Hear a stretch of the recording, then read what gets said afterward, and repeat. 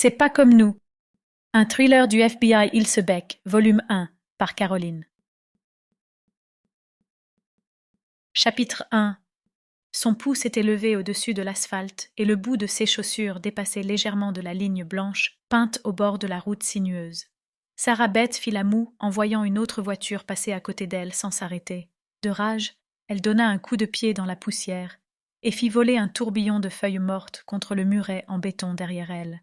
La nuit était maintenant tombée. Elle se mit à marmonner à voix basse, en gardant la main dressée, mais en levant maintenant un autre doigt en direction de la berline qui venait de passer à toute vitesse. Une fois que la voiture fut hors de vue, elle baissa la main en frissonnant. Elle se trouvait au bord d'une route, aux abords de Seattle. Les environs de la ville étaient normalement baignés de brume, même pendant la journée. Mais maintenant, sous le ciel nuageux et à la faveur de la nuit, il faisait vraiment sombre. La seule lumière venait des lampes qui se dressaient à une quinzaine de mètres d'intervalle les unes des autres, en bord de route, et des phares des rares voitures qui y passaient, mais il n'y en avait vraiment pas beaucoup. Sarah Beth s'étira et sentit un léger craquement dans la nuque. Elle fit la grimace, se massa le haut du bras et posa son sac à dos par terre. Ça faisait maintenant 15 voitures qui l'avaient ignorée. Elle soupira. La moyenne, c'était 22. Elle avait commencé à compter le jour où elle s'était enfuie du centre d'hébergement, 4 ans plus tôt. On lui avait dit qu'elle ne s'en sortirait pas toute seule. On lui avait dit qu'elle ne tiendrait pas une semaine. Maintenant, 4 ans plus tard, elle leur avait prouvé qu'ils avaient eu tort. Elle venait de fêter son 21e anniversaire le mois dernier. Et bien qu'une vie sur les routes, dans des trains ou sous des ponts, à prendre des douches dans des salles de sport ou à travailler en échange d'un logement temporaire, ne soit pas vraiment la vision qu'est la plupart des gens du rêve américain, Sarah Beth était libre. Plus libre que n'importe qui d'autre qu'elle connaissait. Quelques nuits inconfortables, à dormir sur le parking d'un Walmart ou à se faufiler dans les douches d'une salle de sport, ce n'était pas très cher payé pour la liberté. Mais quand il s'agissait de faire du stop, il fallait trouver le bon équilibre. Elle devait faire attention à la manière dont elle se maquillait et aux vêtements qu'elle portait. Si elle était trop apprêtée et trop jolie, il n'y aurait que des pervers qui s'arrêteraient. Mais heureusement, pour ça, elle avait du flair, et elle parvenait très vite à repérer ce genre de type.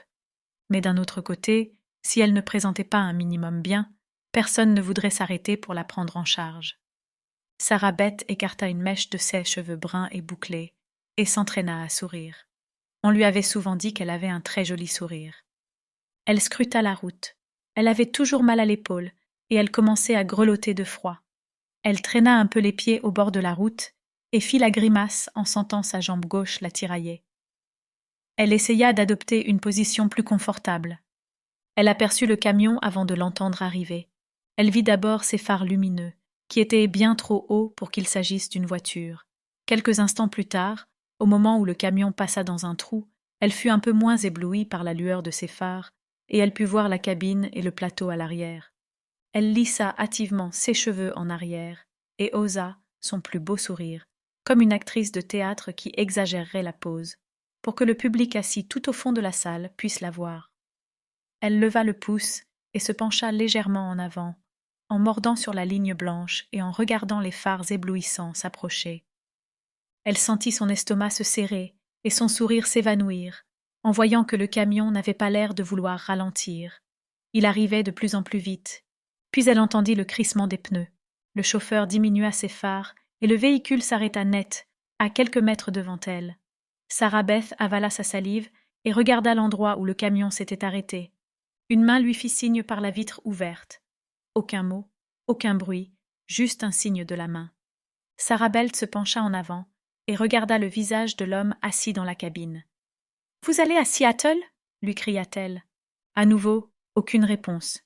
Juste un pouce levé et un autre signe de la main, l'invitant à monter. Sarah Beth hésita. Elle regarda le camion sans trop savoir quoi faire.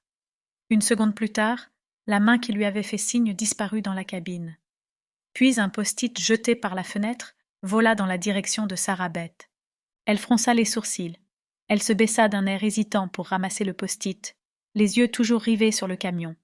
Elle ne l'avait pas entendu griffonner, et les lettres avaient été tracées au stylo, comme si la note avait été écrite avant, Peut-être qu'il était muet. Sarah Beth leva la note et la lut. Il y était écrit « Monte », suivi d'un petit... Nous espérons que vous avez apprécié cet aperçu. Pour continuer à écouter ce livre audio sur Google Play Livres, utilisez le lien dans la description de la vidéo.